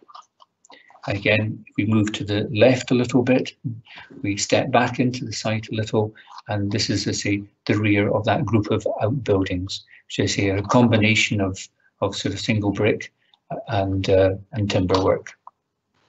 And moving again slightly to the left of that, we look down the gable of those back to where we've come into the site, and of course we've got the accommodation you recognise as the outbuildings on the left hand side of the photograph, and Robins Mead and the outbuildings on the right hand side, and the access gate. So from that position we move on in the next photograph, just to give you the relationship between the edge of the application site and Robins Croft. And then if we move from there to the corner of the application site, we now start to look back towards Robins Mead, and you can see the fairly extensive greenhouse buildings that are there, and also some of the other outbuildings. Maybe even be able to pick up the chimney of the outbuilding as well on the left hand side. So from there we're going to, as it were, swing round towards the left a little bit, looking and say, sketching some of the outbuildings there, getting the approximate position of the accommodation shown in yellow, the beech hedge again, and then over beyond the beech hedge, looking back to the roof of Lindburn, which we saw in an earlier photograph. And there, swinging again to the left a little bit. In the next photograph, we're looking down, as it were, the boundary between the application site and Little Struan on the left-hand side, and then, of course, the hedge that separates the garden ground from the access in Lindburn. From there, if we move on into the next photograph, we, as it were, are looking on the other side of the hedge now. This is the boundary with Little Struan and the part of the garden ground and storage associated with Little Struan. Unfortunately, of course, I had to take the photograph more or less into sunlight here, so apologies for that, but hopefully it gives you an indication of the separation between that boundary and Little Struan, which you're just picking up the gable of there. So if we move on to the next photograph, this just takes us around to, as it were, the opposite side of Robins Mead. Just to complete that, this is, as it were, the main garden ground and obviously the main frontage of Robins Mead, which doesn't face towards the accommodation but faces in that southerly direction. So this is the south-facing frontage of Robins Mead. And if we swing round towards the right of that, we look down into the main garden area of Robins Mead. So if we move on from that photograph, I'll just leave you with a photograph indicating the relationship between the unit that's proposed and the gable of Little Struan. Turning in summary to the applicant's case, regarding reason 1, the proposal serves the function of providing accommodation for the applicant's elderly parents who are registered disabled, to enable them to relocate and be provided with permanent care by their family. They require 2 bedrooms, and the accommodation is of a floor space that would provide them with a degree of independent living, notably if they had to isolate due to COVID. The intention is that all meals and laundry facilities for the parents would be provided in the main house. The siting is concealed from the existing house, Woodland Road, and the adjoining properties by a high beech hedge. The officer's view that the building would be readily separated from the main house and is tantamount to being a new dwelling is contested, especially as the unit falls within the definition of a caravan. It is of a temporary structure, and a condition could be applied so that the planning authority retains control over the possible separation in the future. The building would only occupy approximately 2.5% of the curtilage of Robins Mead and is not disproportionate to the overall site. The existing ancillary cottage within the curtilage is not suitable as the bedrooms are at first floor level.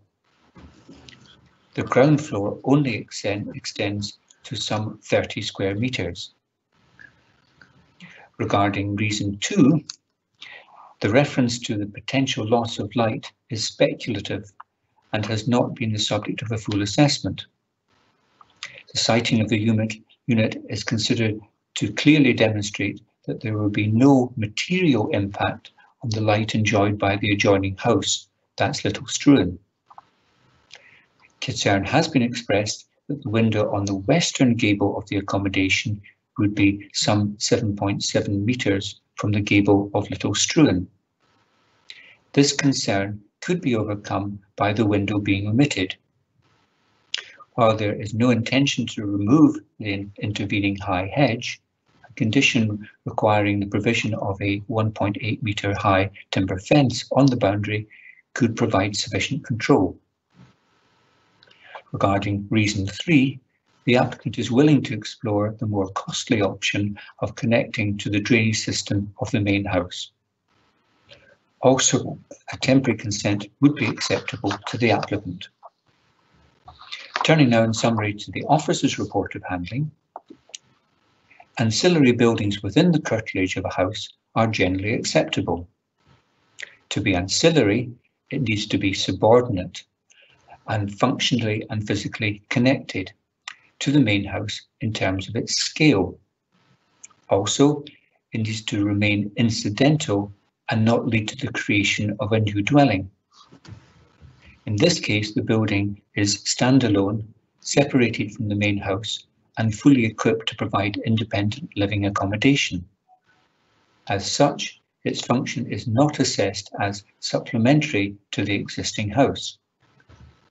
It is noted that there is an expectation that the accommodation will be lived in with a degree of permanency and would be related to the main house due to healthcare needs.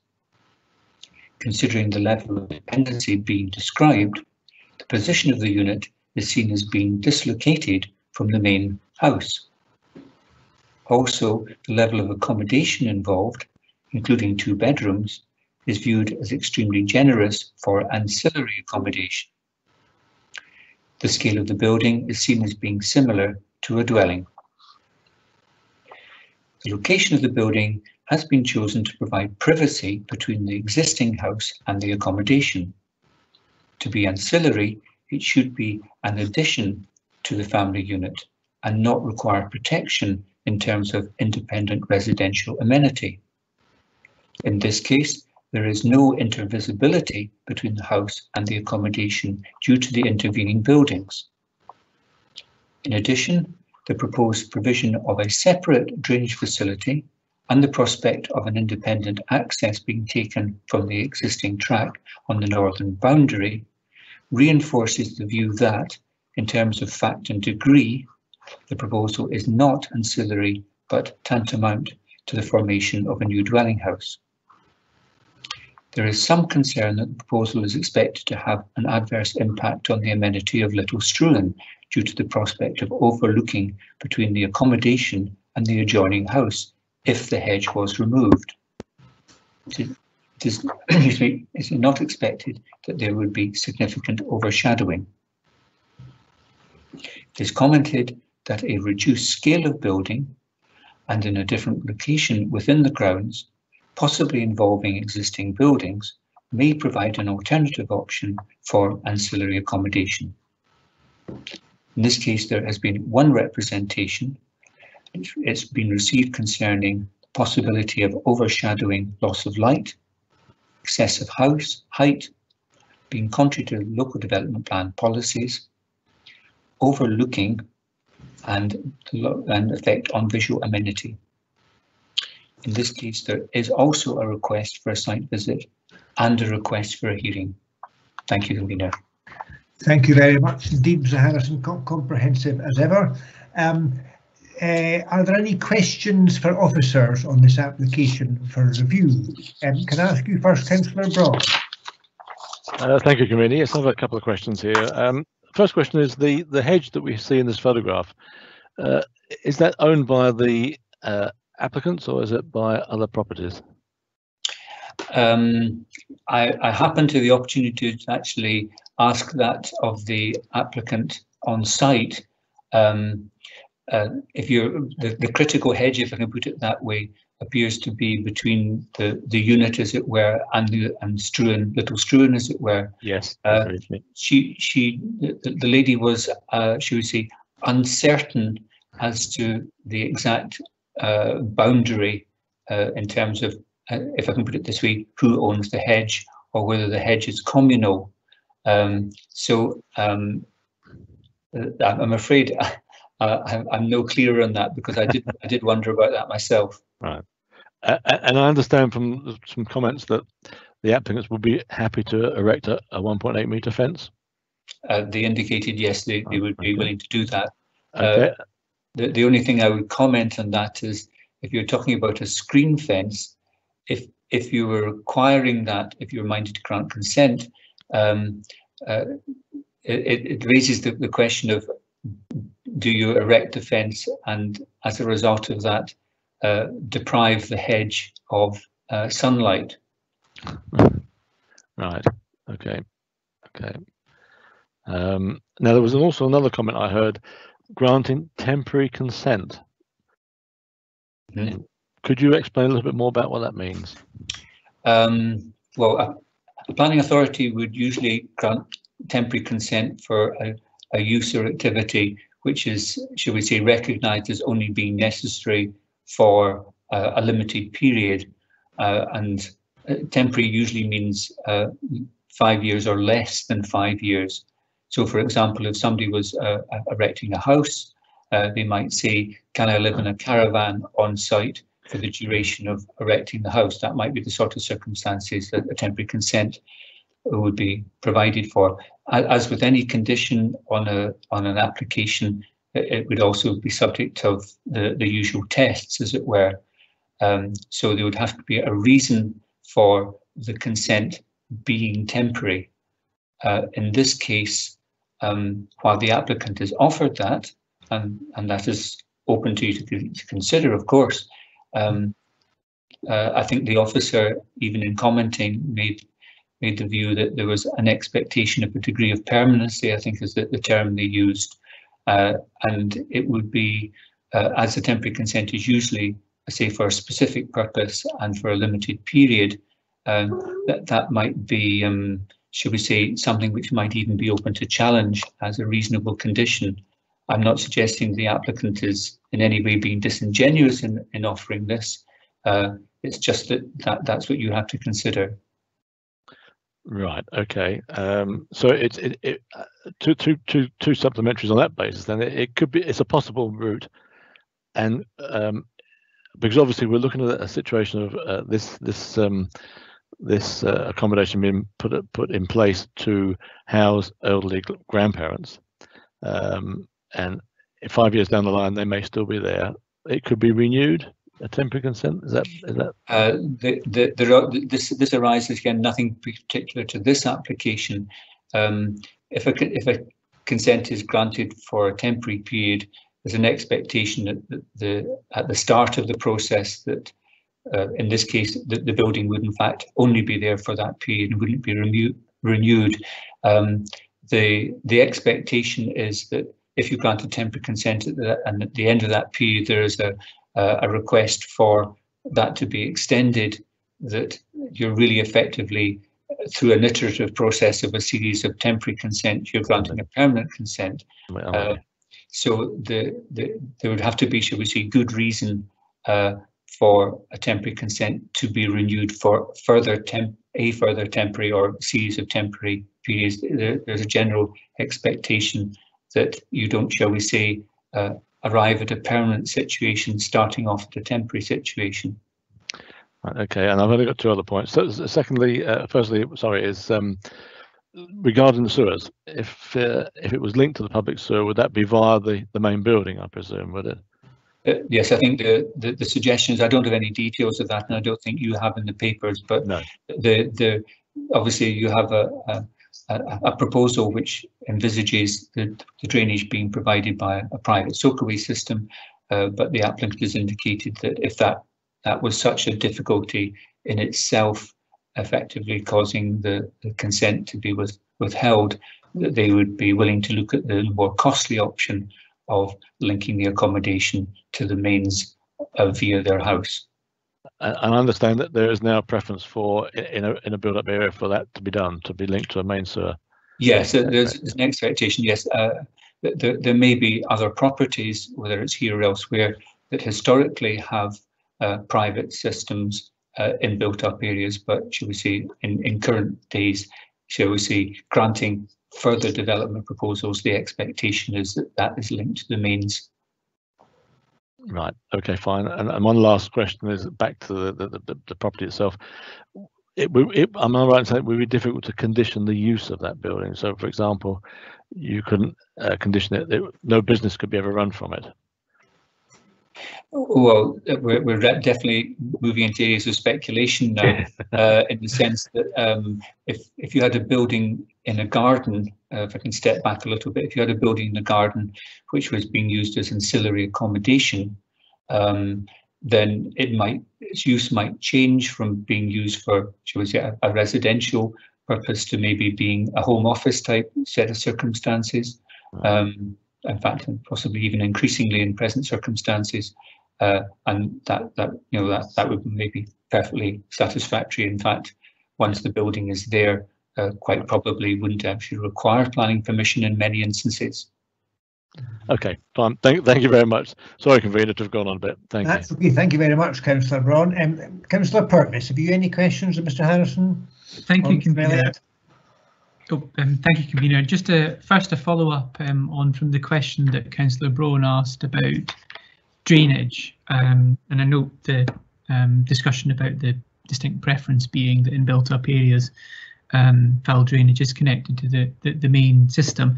I'm just wondering if you could maybe give more clarity on policy 53B, because there seems to be a slight dispute, shall I put it, between the officer's stated interpretation and then the information that the applicant has provided as part of the appeal. where they suggest that while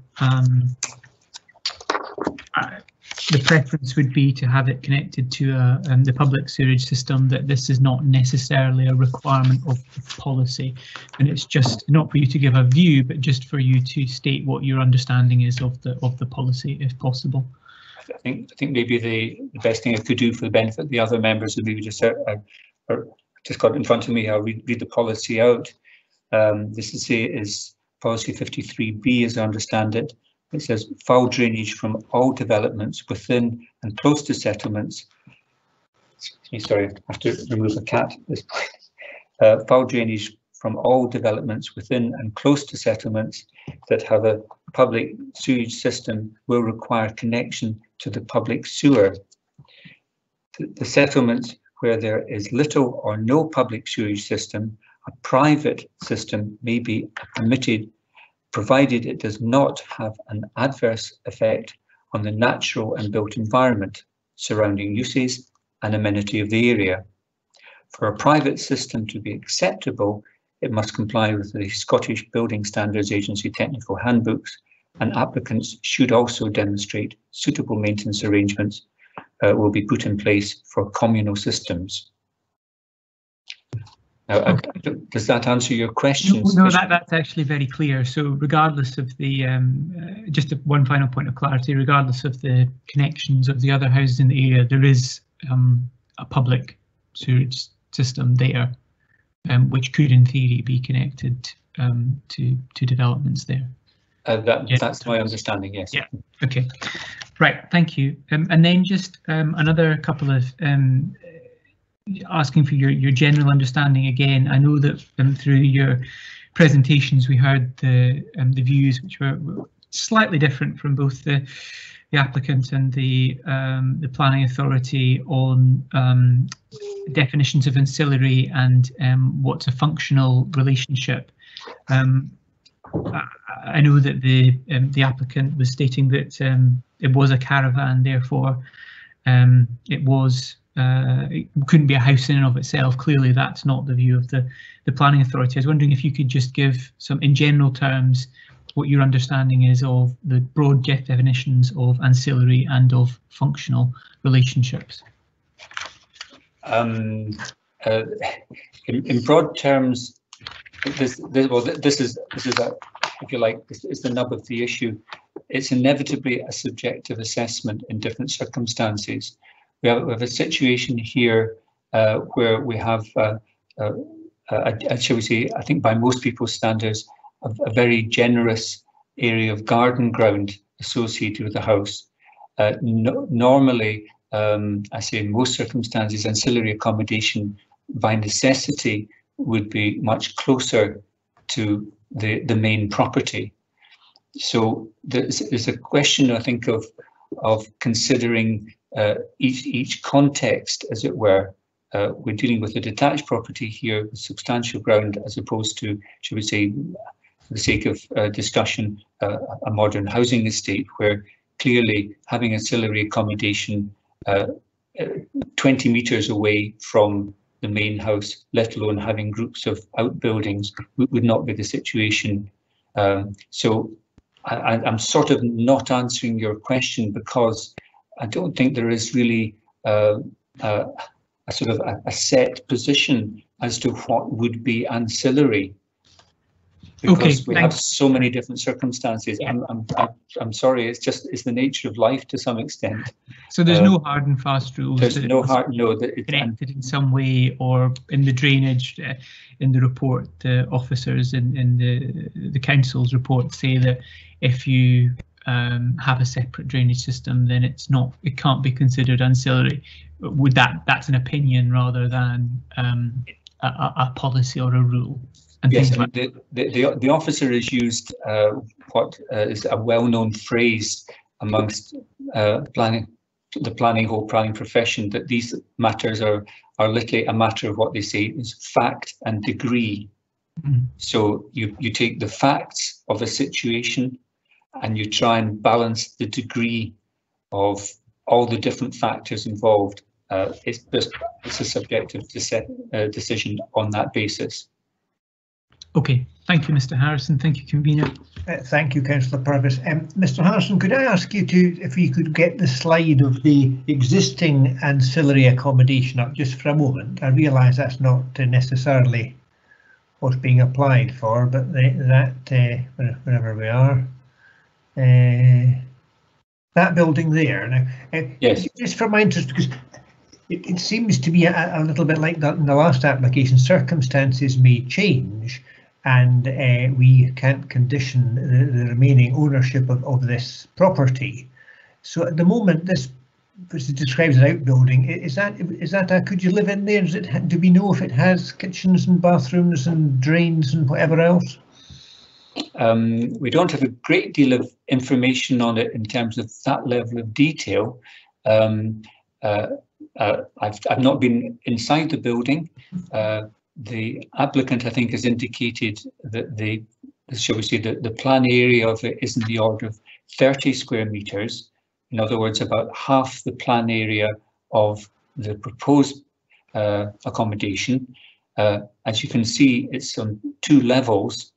That creates a difficulty from the applicant's point of view in terms of conversion, or shall we say just a straightforward use of the building, because it would involve accommodation being at an upper level and the parents are elderly.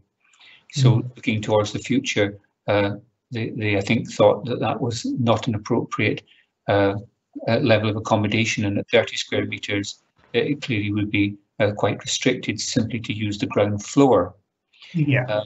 They also, I think, have mentioned that they have some aspirations to use the building in association with the applicant's ancillary business, as it were. I think it's a childcare business. So they have other hopes for the use of the building in any event. So that's the circumstances they are describing, which has led them to feel that this more independent property would be suitable for the grandparents. Yeah, and so given again, I'm hoping I'm not asking you to speculate again, Mr. Harrison, but if the ownership of the house were to change, and we had been minded to grant this caravan or ancillary accommodation in the corner, and the residents no longer lived in the area, would we have any recourse to have that removed? Could that be conditioned? I know it's similar to Councillor Braun's question. I'm thinking more in terms of a change of ownership and then a change of requirements, you know? I suppose we're all beginning to get into the area of speculation a little bit. If the circumstances, as you say, changed and for whatever reasons other people were occupying or purchasing the property and occupying it, their circumstances may or may not include elderly parents needing accommodation. So if it had been granted planning permission without any conditions, then of course it would be open to the new occupants to use the building as they thought suitable as an ancillary domestic building. For example, it might be a home office or something like that, as I mentioned. If you're, I'm not quite sure whether I'm interpreting your question correctly. Are you really implying that if there was such a change of circumstances, in some way the planning authority could put on a personal condition of some sort to limit the use of the building to the present circumstances only? Well, I think you've got it right there, Mr. Harrison. I was just wondering, because of the possible change of circumstances. Yes, I mean, I think generally speaking, buildings last longer than the circumstances when they're put up. That's almost an inevitability to some degree. It's always a slightly difficult area, effectively seeing this, putting up the building as acceptable for this particular person and their circumstances. And if you're implying that it wouldn't be acceptable for another, or in some other changed circumstances, you get into the business of having to demonstrate, well, what's the difference, what's the difficulty with the new circumstances, whatever they are relative to the previous circumstances. And it definitely would be a difficulty for you if you thought you could simply ask for the building to be removed when the circumstances changed. I think you could anticipate that once the building was there, other options for the use of the building would probably come forward. So, and maybe perfectly legitimate as well. So it's just a very, very difficult area to try and deal with current circumstances when you're talking about what is otherwise, for all intents and purposes, a permanent building. Thanks very much indeed, Mr. Harrison. I think you've made what was a fairly obtuse question fairly clear in the end. So thank you very much for that. I'm quite happy with that. So members, we can now proceed to make a preliminary decision. Members, can we proceed to determine the application for review on the basis of the information before us, that is, the information contained within the papers and the presentation by the planning advisor, or do we require more information? Councillor Braun? I'm happy to proceed, Convener. Right, Councillor Purvis? Convener, I'm likewise happy to proceed on this basis. Thank you, and again, I'm happy to proceed. So we will now assess the case and move to debate. Can I ask you, Councillor Braun, having considered the applicant's papers, report of handling, Perth Kinross local development plan and all other relevant material planning considerations, to start us off? Councillor Braun. Thank you, Convener. This is one of those cases where I think it's down to us to look at this and take a view. All the points raised are satisfactory. They have their own legitimacy, but it's down to us to take a view. With regards to the question of being an ancillary accommodation, it's been quite clearly said in the report that this building, this structure, will take all its services from the main building. That's electric, water, gas. I presume there's gas there. All those three services will be linked to the main house, and without them, if they're not there, then the building ceases to be functional. You couldn't live in a building in this area without electricity for heat or gas for heat and water. There is the question over the sewerage, which is another point, but irrespective of that, for the moment, the fact that three of the services, gas, water and electric, are being provided by the main building, in my mind, makes it ancillary to that building. So that's that point out of the way. With regard to the structure itself, there's been comments made about the window on the west end, which obviously could overlook Little Struan next door. And also, of course, there is the question of the sewerage. Looking at this overall, and given that the reasons why it's going to be put into place, I think these are situations, as I said, you have to take a view. And in this instance, I'm inclined to accept the appeal. I would condition, I think, in accepting it, that the window on the west end should be removed. There is a hedge between the proposed building and Little Struan, and there is some doubt who owns that hedge. But I would be of a mind that whoever does, given the existence of the dwelling, they wouldn't remove it, because that would cause overlooking, although there is no window on the end. So I would ask that window be taken out of the equation. I also think, given modern views, that the dwelling should be linked to the main sewer in some way, whether that's via the house or direct onto the main sewers in the street, but that should be there. My only concern, if I can put it that way, is the use of the building and the future use, because obviously in time, the original purpose of the building may cease, the grandparents may move into a care home or whatever, and of course the applicants themselves may indeed sell at some stage. And I'm inclined to think along the lines of this temporary consent, and I might need to take some advice from Mr. Elliott on that, or Mr. Harrison on that point. But as it stands, I'm of a mind to accept the appeal. Thank you, Convener. Thank you, Councillor Braun. Councillor Purvis, may we have your view? Thank you, Convener. As Councillor Braun says, this is one of the instances where we do have to make a value judgment. I think, I have absolutely every sympathy with the reasons why the applicants would want to make such an application, although we do have to assess it on the planning merits. And I think for that reason, I take a slightly different view from Councillor Braun, that I'm more sympathetic to the view that this is not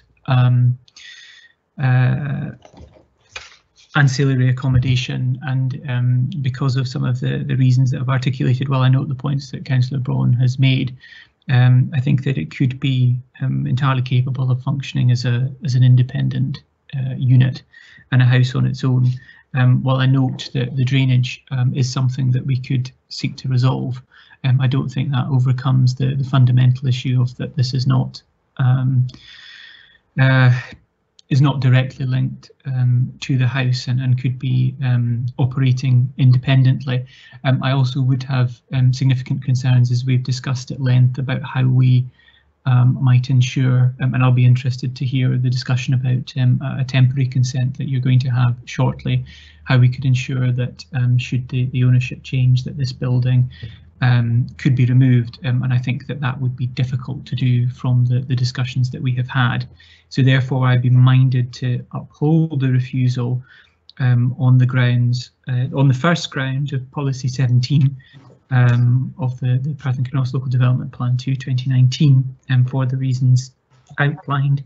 I'm slightly less inclined to feel that refusal reason 2 is required, given some of the assurances that we have had, but would also, if anyone else is minded to refuse the application, I would be willing to discuss that point. And then at the moment, I think that reason for refusal, as the application before us stands, 3 policy 53B, water, environment and drainage, should remain, although noting that if we were to grant consent, that could be something that was conditioned. But as I say, every sympathy with the applicant, but I think on the planning merits, I have to maintain the refusal. Thank you, Convener. Thank you, Councillor Purvis. I find myself now in a difficult position. This is a particularly difficult decision for us here, colleagues, because it's a balance. My difficulty with this application is, and I recognise that it is not for the review body to ever offer people planning advice, but it seems to me that there is quite a large site, and this, as an objective observer, seems to be a caravan at the bottom of the garden rather than ancillary accommodation.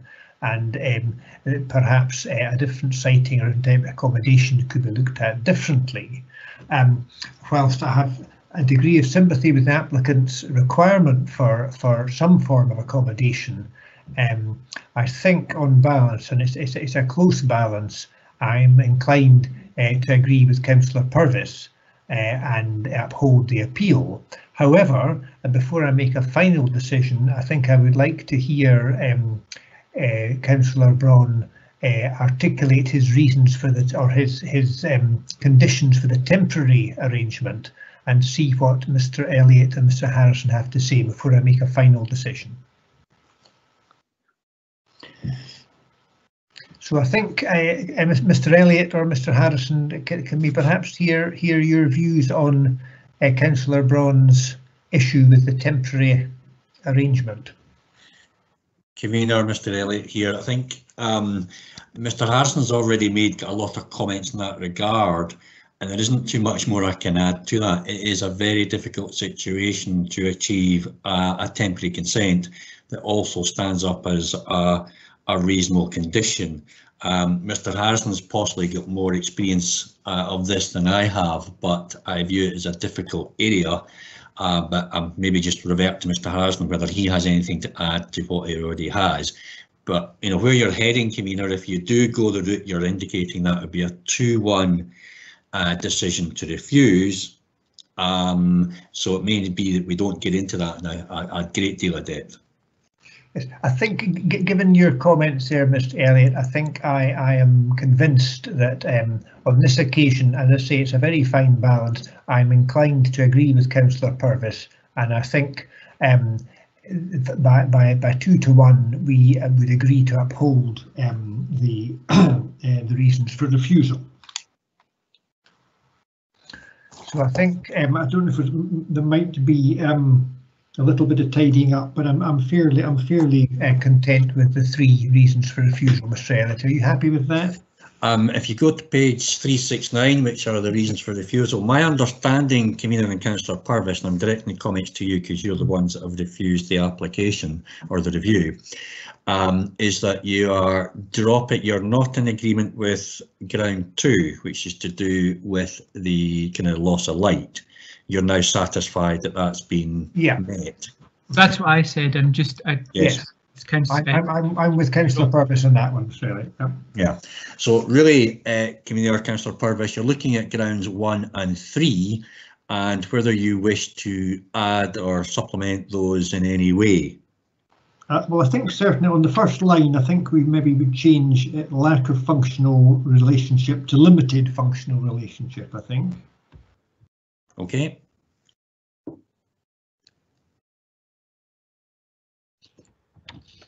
So ground 1, the first line, as a consequence of the design scale position and a limited functional relationship, so you're a slight change there. Is there anything else? Well, perhaps towards the end, it would be our contention that this is tantamount to a new dwelling and it would be capable of being separated, I think. So do we need to put something into that effect? That could add clarity if you agree. It could be along the lines, I'm just looking at it just now, that it means that I'm looking at the sort of second, third and second last lines. It means that the proposed ancillary accommodation could be readily severable from the main dwelling house and capable of functioning as an independent unit and is therefore tantamount to a new dwelling. So you'd add that extra phraseology in there. But I think if Councillor Purvis is happy with that, I think that covers it. I'm content with that, Convener. Thank you. So that, sorry, Convener, that then leads ground 3. I've not heard anything to suggest that would change. Would that just stand as it is? I'm happy to leave ground 3. I defer to Councillor Purvis.